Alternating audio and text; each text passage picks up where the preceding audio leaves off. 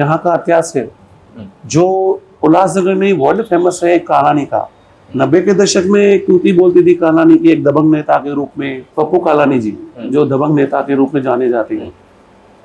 वो आदमी एक बार इतना जनता का लाडला था जो 2 बार जेल में रहने के बाद भी जीत गए।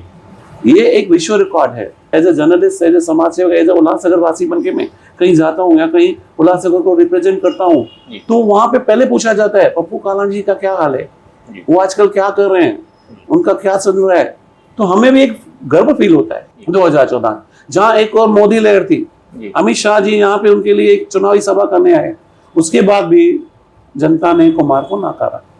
एक सत्तावन का जो उनको ट्रिपल इंजन का मौका देके हम एज ए जर्नलिस्ट बोलूं या एज ए आम वोटर बोल के, स्थानीय वोटर बोल के बोलूं, तो मुझे नहीं दिख रहा है कि जो 5 साल का जो विधायक का कार्यकाल था वो एक बोल सकते हैं कि ठीक भी नहीं था। ठीक बोलना भी बहुत बड़ी बात है। रिपोर्ट कार्ड के आधार पर, रिपोर्ट कार्ड के हिसाब, ठीक है, उन्होंने फंड यूज किए, अच्छी बात है, इधर से फंड आया, उधर से आया, तो एक जो बोलते हैं ना भाई, एक आम जनता तक नहीं पहुंचा वो फंड। कुमार को हराने के लिए, कालानी नाम तो बहुत बड़ी बात है, उनको हराने के लिए उसके भाजपा के जो नेता है, वरिष्ठ नेता आजकल जो बैठे पर, वही काफी है। क्या आपको लगता है कि 2000 करोड़ का विकास शहर में हुआ है?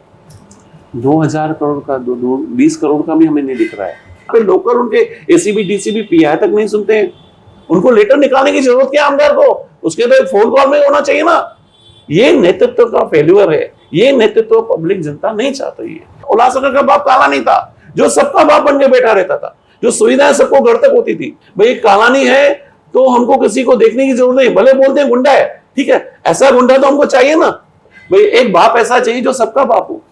खासकर महिलाओं में ये एक दिमाग में सवाल बैठा हुआ है कि अगर हम कुमार एलानी को वोट नहीं देते हैं, जो लाड़की बहन से पैसे आ रहे हैं 1500 रुपए, वो उन बहनों के बंद हो जाएंगे। बट ये मैं आपसे बोलना चाहूंगा कि ये राज्य सरकार की योजना है, ये कोई कुमार चलाने वाला नहीं है, ना कोई पप्पू कालानी आपको पैसा देने वाला है। ये सरकार देगी। जो हमारे बड़े हैं आज भी बैठ के नुक्करों पे, चौड़ाओं पे, चाय पे बैठ के बातें करते हैं। पप्पू था तो ये तो नहीं था, कम से कम पप्पू था तो ये गुंडा टपोरी बात तो नहीं करता था, पप्पू था तो ये गुंडा दूसरा आके हमसे गुंडागर्दी तो नहीं करता था, वहां पर सुरक्षित तो थे।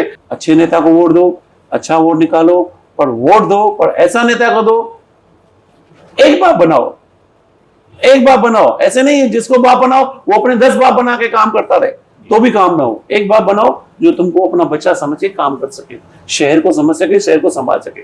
नमस्कार दर्शकों, मैं नीरज अरवानी हृदय नगरी पथ के नए सत्र में आप सभी दर्शकों का हार्दिक स्वागत करता हूं। चलिए रुक करते हैं खबर की ओर। दर्शकों, जैसे कि पूरे महाराष्ट्र के साथ साथ उल्लासनगर में भी पूरी तरह से चुनावी माहौल गर्मा चुका है। हृदय नगरी पथ चैनल ने आपके साथ, आप सभी दर्शकों के साथ ये वादा किया था कि चुनाव की पूरी जानकारी, पल पल की जानकारी हृदय नगरी पथ चैनल आप सभी दर्शकों को देता रहेगा। हृदय नगरी पथ चैनल ने आपसे ये एक वादा भी किया था कि हम आपको राजनीतिक विशेषज्ञों से मिलाएंगे और क्या कहना है इन राजनीतिक विशेषज्ञों का उल्लासनगर 141 विधानसभा सीट के उम्मीदवारों को लेकर, उनकी पूरी साक्षात्कार हम आपको सुनाएंगे।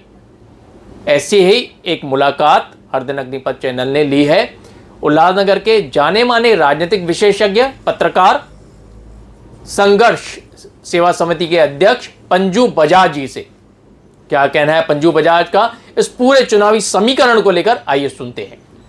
पंजू भाई, जैसे कि आप संघर्ष सामाजिक संस्था के अध्यक्ष हैं एक, दूसरा हिंद माता न्यूज के एडिटर भी हैं।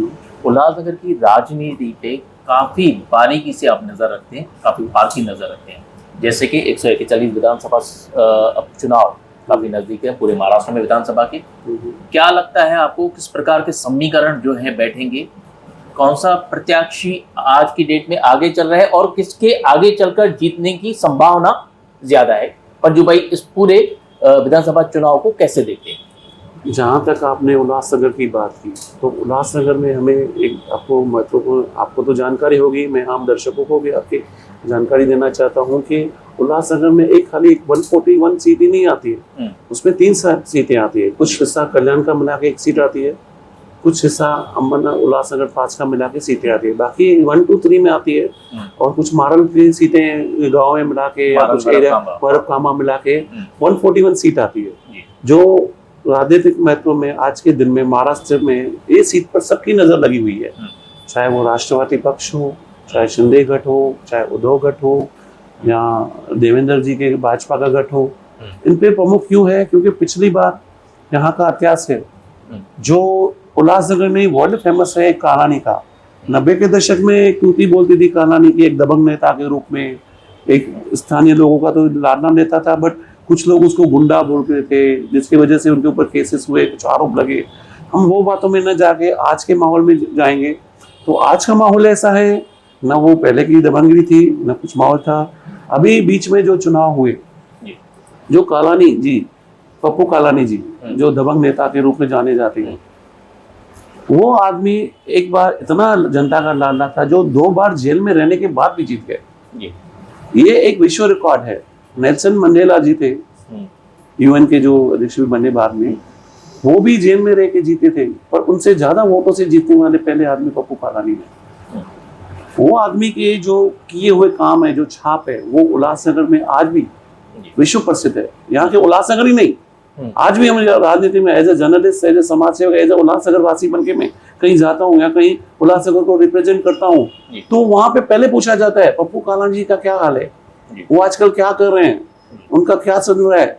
तो हमें भी एक गर्व फील होता है। ठीक है, वो आरोपी है, उस पर आरोप लगे, एक दूसरी बातें हैं, हम उस बात में हमें जाना भी नहीं है, हमको जाना भी नहीं। वो न्यायालय विचाराधीन मामले हैं, कुछ उन्होंने किया है, जो कर्म में भुगतना एक दूसरे को क्या है, वो आपको भी, हमको भी, सबको भुगतना है। रही बात हम राजनीति की करेंगे, जो आज के दौर की राजनीति को करेंगे, तो उस राजनीति में या ऐसा है, कुमार एक जो मध्यम वर्ग से शुरुआत होके आए, एक व्यापारी बन के आए, जनता के सामने आए, पिछले बार एक बार मौका दिया, फिर वो काम में निष्पक्ष रहे, काम अच्छा नहीं हुआ, तो फिर वापस ज्योति बाबी जी को, जो एक आयरन लेडी थी पप्पू जी के घेर 2014, जहाँ एक और मोदी लहर थी, अमित शाह जी यहाँ पे उनके लिए एक चुनावी सभा करने आए, उसके बाद भी जनता ने कुमार को नकारा।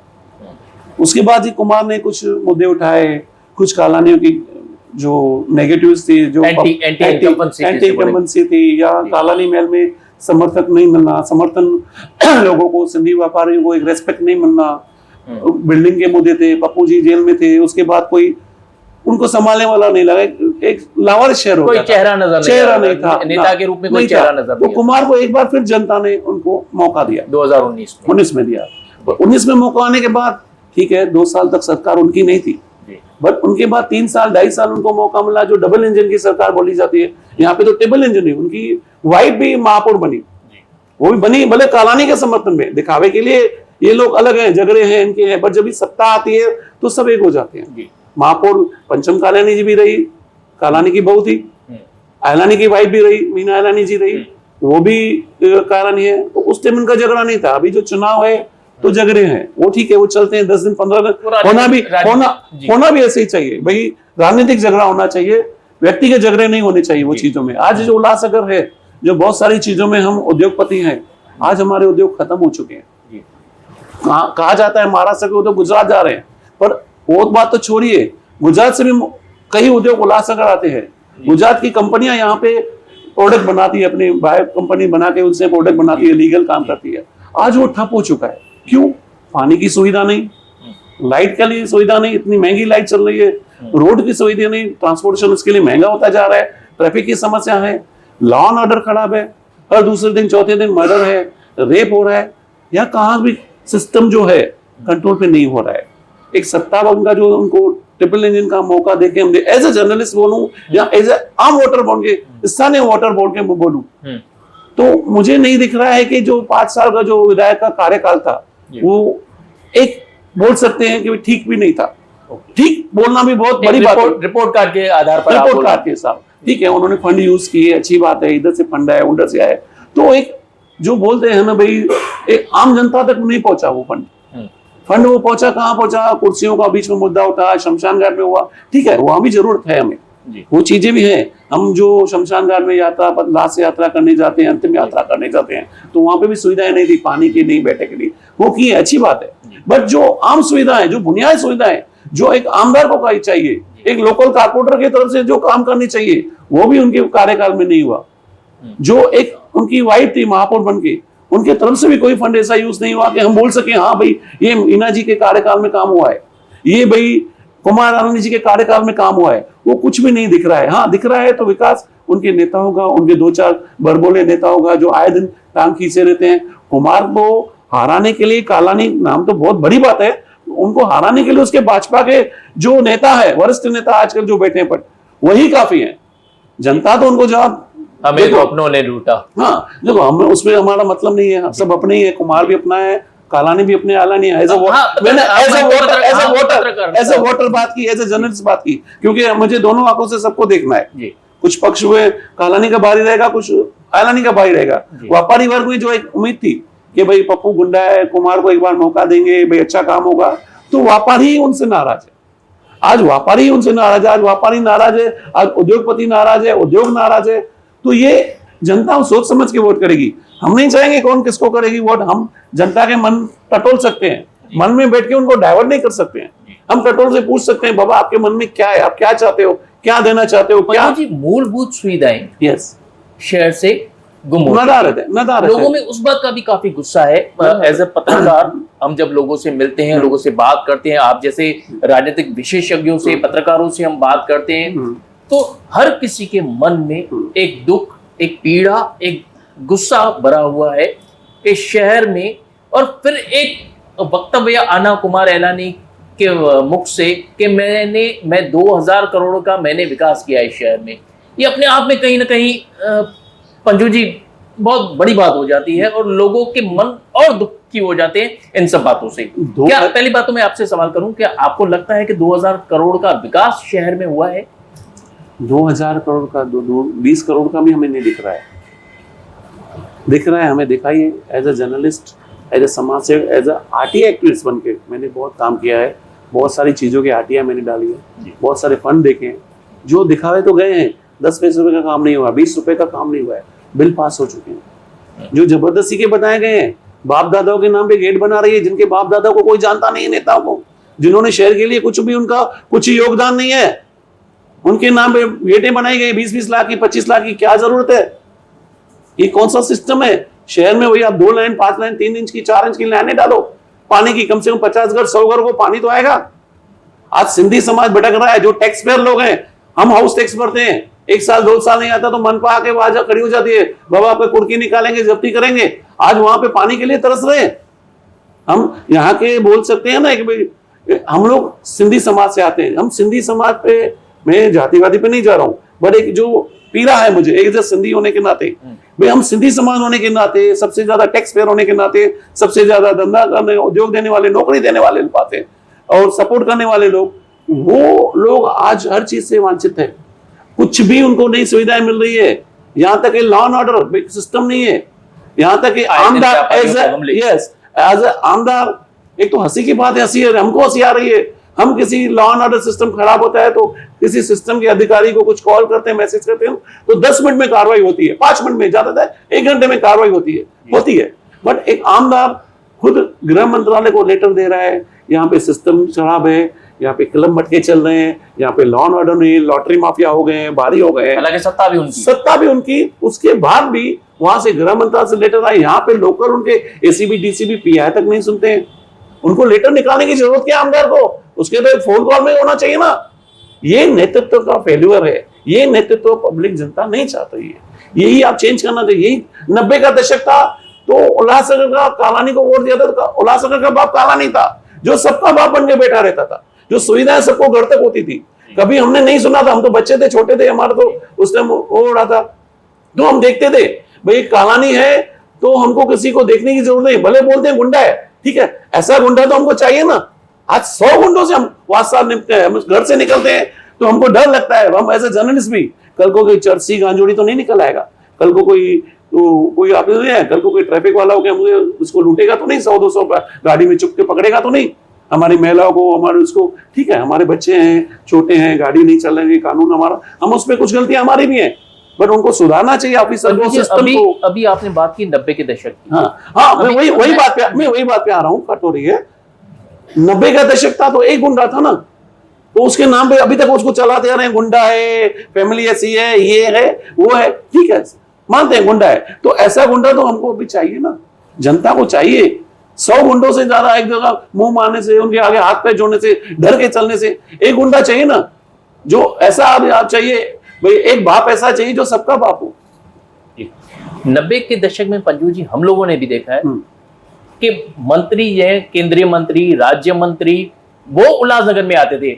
आज का दौर बिल्कुल उसके विपरीत है, बिल्कुल उसके उलट है। मैं वही बात डायरेक्टली आपको बोला, हमारे पे हम तो उनको जिता के बेचते हैं, ये तो सूट बूट में आके पहनते, एसी में घूमते, कारों में घूमते, बोलते हम ऐसा है, हम नेता है, चुट भाई नेता लोग, और उनकी वहां पे ऊपर तक नहीं चलती, कोई सुनने वाला नहीं है। एज ए जर्नलिस्ट में जब भी जाता हूँ ना, किसी मिनिस्टर के पास, किसी अधिकारी के पास, किसी सचिव के पास, तो रेस्पेक्ट मिलती है, सर ये क्या मुद्दा है, क्या हुआ था, आप आए। वहां पे हमने देखा वो बाहर लाइनों में खड़े रहते हैं, उनका कोई सुनने वाला नहीं। हाँ ठीक है, हम देख लेंगे, पेपर रख के कंप्लीट करके रख देते हैं, 2 फोटो निकाल के चलो बाबा हो गया, कुछ कार्रवाई नहीं, कुछ वो नहीं, कुछ भी मौका नहीं उनको होता है, खाली फोटो निकालने कुछ नहीं होगा। पहले नेतृत्व था तो उल्लासनगर का था, आज सत्ता चल रही कहां से, कोई थाना भाग रहा है, कोई डोंबिवली भाग रहा है, हमारा देश लावारिस है। हम जिसको चुन रहे हैं, हमारा नेता क्या कर रहा है। पंजू जी, जब हम लोगों से मिलते हैं, लोगों में नाराजगी बहुत है स्थानीय आमदार कुमार एलानी को लेकर, लेकिन लोगों में एक असमंजस की स्थिति भी है। सवाल काफी जरूरी था, इसलिए आपसे पूछ रहा हूं। खासकर महिलाओं में ये एक दिमाग में सवाल बैठा हुआ है कि अगर हम कुमार एलानी को वोट नहीं देते हैं, जो लाड़की बहन से पैसे आ रहे हैं 1500 रुपए, वो उन बहनों के बंद हो जाएंगे।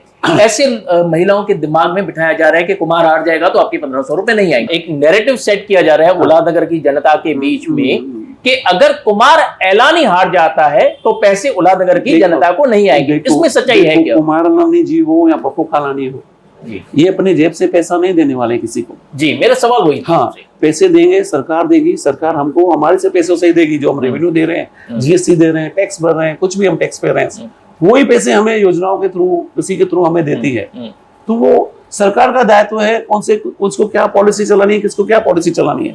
ये कुमार के देने से, हारने से नहीं रुकने वाली है। कल को कुमार यहाँ आ जाए, वापस शिंदे सरकार आ जाए, या उद्धव सरकार आ जाए, या अपना देवेंद्र सरकार आए, तो महिलाओं को, लड़की बहनों को पैसे मिलते रहेंगे। 100% मिलते रहेंगे। हो सकता है कांग्रेस आए, कांग्रेस ने तो भी किसी जगह पे 2100 का वादा किया, किस पे 3000 का वादा किया है। तो ये सिस्टम सरकारें बनती रहेगी। ये तो नहीं है कि कुमार के जीतने से, रिकॉर्ड मत जीतने से लाडली बहन के डबल हो जाएंगे, तो ये तो होने वाला नहीं।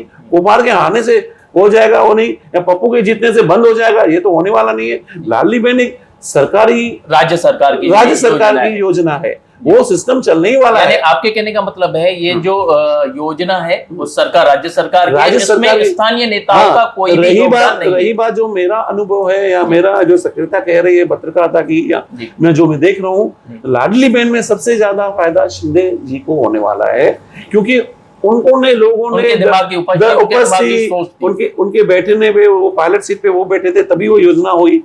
भले को पायलट में 2 लोग थे, अनुभवी नेता थे, बहुत अनुभवी नेता दोनों महाराष्ट्र के, पर उसने जो उन्होंने किया, तो अभी उनके जो कार्यकर्ता हैं, जो घर घर तक पहुंचाई है, तो उसकी वजह से वो ज्यादा फेमस हो चुकी है। कुछ लोगों को डर भी है, बट ये मैं आपसे बोलना चाहूंगा कि ये राज्य सरकार की योजना है, ये कोई कुमार चलाने वाला नहीं है, ना कोई पप्पू कालानी आपको पैसा देने वाला है। ये सरकार देगी, सरकार ये आएगी, जीतेगी तो देगी, नहीं आ रही है, हार रही है, तो कोई कांग्रेस आ रही है, यूटी आ रही है, या शरद पवार, तो वो अपनी पॉलिसी लाएगी। उन्होंने भी घोषणा पत्र में किया है, वो हम उस पर छोड़ देते हैं। एक सीट से हम डिसाइड नहीं कर सकते हैं कि महाराष्ट्र में 287 बाकी बची सीटों में क्या होगा। यानी पंजू बजाज जी इस बात को खारिज करते हैं कि अगर कुमार हारे या जीते, लाड़की बहन की, उल्लासनगर की लाड़की बहनों पे इसका कोई असर नहीं, कोई असर नहीं होने वाला। ये योजना है, चल जाएगा। मैं वही बोलने वाला हूँ, वापस बोल रहा हूँ एक बार, इन केस कुमार जी हार गए तो क्या इतने बड़े महत्व रखते हैं कि भाई शिंदे सरकार वापस आ गई तो इनकी वजह से लाडली बहन बंद कर देंगे?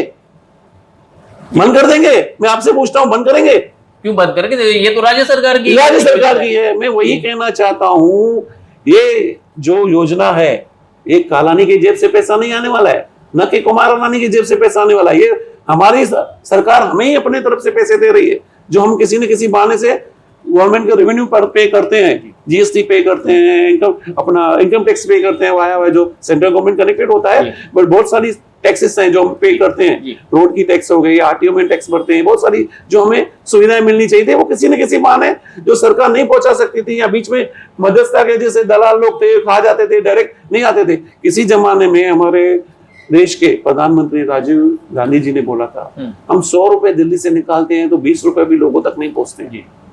तो ये सिस्टम पहले भी था, आज भी है, सरकार कोई भी हो, लेकिन बट अभी वो आने के लिए सरकार ने उस पर नियंत्रण रखने के लिए, ट्रांसपेरेंसी रखने के लिए डायरेक्ट अकाउंट में डालना चालू किया है। ठीक है, ये लाडली बहन योजना ऐसे हम उस पर बात नहीं दे रहे हैं, अभी जो सरकार है दे रही है, ठीक है, जो दूसरी आएगी वो भी देगी। पंजू जी, आखिरी सवाल, एज अ राजनीतिक विशेषज्ञ, 2 दिन के बाद 3 दिन के बाद चुनाव है, पंजू बजाज की जो सोच है, जो पार की नजर है, वो क्या बोलती है कि कौन जीतेगा या कौन हारेगा? अभी कुछ लोगों को कालानी की समर्थक है, जो ब्लड में कालानी है, हम ऐसे बोल सकते हैं, जो 80 हार्डकोर वोटर से, हार्डकोर बोल सकते हैं। 80 से 90s के बीच में हम जब भी छोटे थे, बच्चे थे, हम तो ना समझते, हमने तो सुना था ये कालानी है, वो कालानी, ये है, वो है। वो जो हमारे बड़े हैं आज भी बैठ के नुक्करों पे, चौड़ाओं पे, चाय पे बैठ के बातें करते हैं, पप्पू था तो ये तो नहीं था, कम से कम पप्पू था तो ये गुंडा टपोरी बात तो नहीं करता था, पप्पू था तो ये गुंडा दूसरा आके हमसे गुंडागर्दी तो नहीं करता था, वहां पर सुरक्षित तो थे, हमने सुना ही नहीं था। 10 गुंडों से 1 गुंडा अच्छा, 100 गुंडों से 1 गुंडा अच्छा, ये पब्लिक का तो रवैया है जो मैं आपको बता रहा हूँ, मेरा व्यक्तिगत से कुछ भी नहीं है। दूसरी बात, कुमार के लिए बोलते हैं व्यापारी है, ठीक है व्यापारी है, पर व्यापारी है तो कम से कम व्यापार बन के आप धंधा कर रहे हो, अच्छी बात है, और उद्योग बनाओ, अच्छी बात है, बट एक आवाज तो बनो। आपको 2.5-3 लाख 2,90,000 के नेतृत्व तो कर रहे हैं आप लोग, 90,000 वोटर्स का, तो आप एक बुलंद आवाज तो बनो। एक आप लेटर दे रहे हो प्रशासन का, आपका कोई लोकल एसीपी डीसीपी नहीं सुन रहा है, सीनियर पीआई नहीं सुन रहा है। दूसरी बात, सनद के लिए उन्होंने मुद्दा उठाया था, जो फेक सनद, जाली सनद, आज उनके पार्टी में ही लोग घूम रहे हैं, जो भूमाफिया लोग थे उनको ही। पहले तो पप्पू कालानी में इल्जाम लगाते थे, 20 रुपया 30 रुपया स्क्वायर फीट लेके इनके गुंडे बनाते हैं। आज जो पप्पू के गुंडे वसूली करते थे, पप्पू तो जेल में था, जो वसूली करते, आज उनका समर्थन देके वो खड़े हैं उनके बाद, आज वो स्थानीय पार्टी, लोकल पार्टी बना के उनको पैसे चला रहे हैं, सब कुछ आपके सामने है ना। तो वसूली जो कर रहा था उनको आप समर्थन दे रहे हैं, और कुमार जी खुद उनका समर्थन ले रहे हैं, तो इंसाफ करेगा कौन? जनता को कौन देगा? आज भूमाफिया लोग वापस एक्टिव हो गए हैं। आज भी 2,000 करोड़ का घोटाला हो चुका है ये 5 सालों में, एसडीओ के तरफ से, सिटी सर्वे की तरफ से, टाउन प्लानर कारपोरेशन की तरफ से कोई सुनवाई नहीं है। आज एक आमदार लेटर भेजता है रेवेन्यू डिपार्टमेंट को, यूडी को, सीएम को, कोई कार्रवाई उस पर नहीं होती है। एक अधिकारी, छोटा सा अदना सा अधिकारी, वो बोलता है बाबा आप अपना काम करो, हमको अपना काम करने दो, जो सिस्टम है हमको देखना है, आपका काम नहीं है। तो ये आमदार की निकाह हुई। आज मैं आपका टाइम लूंगा ज्यादा, नहीं ठीक है, एक बदलापुर मुद्दे पे आ रहे हैं जी। बदलापुर में भी सरकार, सिस्टम तो वही है महाराष्ट्र का जी, नेता भी वही है, कथोरे जी हैं जी, किसी टाइम कालानी समर्थक थे, कालानी मित्र थे, आज भी हैं, व्यक्तिगत उनका कुछ है। इतना बड़ा कांड हो गया बच्चियों के साथ, जो बच्चियों के साथ आ गया, वो कांड तो होना ही नहीं चाहिए, उसके लिए तो हम टोटली हैं। आज हमारे आमदार की इतनी ताकत नहीं हुई जो उस जराप्रदी को, शिंदे को, उसकी डेड बॉडी को यहाँ से 25 किलोमीटर जहां वो रह रहा है, यहाँ के दफनाया गया। ये क्या लावारिस उलासा कर रहे हैं? हम लोग गए थे शमशान घाट में, हम जाते हैं, आपका विरोध देखा था हमने, हम लोग गए थे, विरोध की बात नहीं कर रहे हैं, 3 दिन 4 दिन पहले ही हम गए थे। देव उठनी जो अमावस्या रहती है, सिंधी समाज के लोग, जो महिलाएं हिंदू समाज में रहती है, कभी शमशान भूमि में नहीं जाती है, उनको वहां पे बंदिश है जाने की, बट वो एक ही दिन रहता है, कारकत पूर्णिमा से 3 दिन पहले जो एकादशी रहती है, देव उठनी बोलते हैं उसको, हिंदू समाज का बड़ा दिन होता है। उस दिन सुबह 4 बजे सिंधी समाज की महिलाएं तक वहां पे जाती है, अपने पूर्वजों को, अपने बड़ों को याद करके उनको श्रद्धांजलि देने। उनके अंतिम दर्शन वो नहीं कर सके, वो स्थान पे जहां पे उनका अंतिम संस्कार हुआ वहां पे करते हैं, बट वो वहां पे आज जब भी हम कैंडल जला रहे थे तो दिल रो रहा था कि भाई हम किसके सामने कैंडल जला रहे हैं? वो अपराधी के सामने, वो निरपराधी, जिसने छोटी छोटी बच्ची के, मासूम बच्ची के साथ क्या हालत की, वो पूरी दुनिया ने देखा। सबसे बड़ी बात थी वहां पर, सबसे बड़ी बात कुछ नेताओं ने किया, उसमें राजेंद्र चौधरी जी का बहुत बड़ा रोल था, मैं मानता हूं। हमारे प्रदीप रामचंद्रन ने भी मुद्दा उठाया, शेरी जी ने भी उठाया, कुछ नेताओं ने भी उठाया, पर ये कालानी आमदार कहां था जो सरकार को बोल सके भाई हम कोई लावारिस नहीं है साहब, मैं आपको मैं मानता हूं, मैं एक एक मिनट करेक्शन बंधु जी। करना चाहूंगा आपकी। कुमार एलानी उस वक्त उस जगह पर पहुंचे ही नहीं थे, सबसे बड़े फेल्यूर तो वो था। मैं वही मुद्दे पे आ रहा हूँ जी। वो पहुंचे या पहुंचे आगे फोटो निकालने से आए पहुंचे जाए, ही नहीं, मैं पूरी देर मैं वहां वो पे बात रिपोर्टिंग पे था, ग्राउंड पे मैं था। वही बोल रहा हूँ, आए नहीं आए, कालानी भी नहीं आया, दूसरे पक्ष बोलेगा, हम बोलेंगे बरोबर नहीं आए, कालानी सत्ता में नहीं है जी कालानी परिवार से कोई नगर सेवक भी नहीं है जी उसका प्रशासन में कोई पकड़ नहीं है, जी एक आमदार की तो पकड़ है। जी आज महाराष्ट्र में सरकार आपकी है, देश में सरकार एक ही है, आपकी पार्टी का आपका कद्दावर नेता किशन कथोरे बोलता है इनकी डेड बॉडी को इधर नहीं जला रखने का है हमको, जी वो बोल सकता है, आप क्यों नहीं बोल सकते हो? आपको तो यहाँ के लोगों ने चुना है ना, सिंधी समाज ने चुना है ना, हिंदू समाज ने चुना ना। आप बोलते हैं ना हिंदूवादी वोट मेरे साथ है, मैं कट्टर समर्थक है हमारे, है पर हिंदू बाहर हो नहीं रहा है, वो नहीं देख रहे आप। उसकी डेड बॉडी जन्मों जन्मों तक हम जब भी जाएंगे किसके संस्कार करने किसी का भी, तो उसको देख के रोएंगे, मन रोएगा भाई, उसके लिए पुलिस सुरक्षा दी गई है ऐसे अपराधी के लिए, तो वहां पे सिंधी समाज आपको क्या करेगा, क्या सोचेगा आपके लिए? मतलब आपके नेतृत्व में कमी है या आपकी कोई ऊपर सुनता नहीं है? अंत में उल्लानगर की जनता को पंजू बजाज जी क्या बोलना चाहेंगे मैं बोलूंगा आप वोट के विषय पर? वोट के विषय में ऐसा नेता चुनिए, वोट सभी करे, पहले तो सब करे। जी आपको कैंडिडेट नहीं समझ में आ रहे हैं, आप नोटा को वोट दो, बट वोट दो, विरोध दिखाओ ठीक है, बट सोच समझ के वोट दो। ऐसा नेता चुनो, किसी के कहने पे मत आओ भाई ये पैसे वाला है, सेठ है, व्यापारी है या ये दबंग है। अच्छे नेता को वोट दो, अच्छा वोट निकालो, पर वोट दो, पर ऐसा नेता को दो, एक बाप बनाओ, एक बाप बनाओ, ऐसे नहीं जिसको बाप बनाओ वो अपने 10 बाप बना के काम करता रहे तो भी काम ना हो। एक बाप बनाओ जो तुमको अपना बच्चा समझ के काम कर सके, शहर को समझ सके, शहर को संभाल सके। बस मेरा यही कहना आपसे। हरदैन अग्निपथ से बातचीत करने के लिए धन्यवाद। Thank you.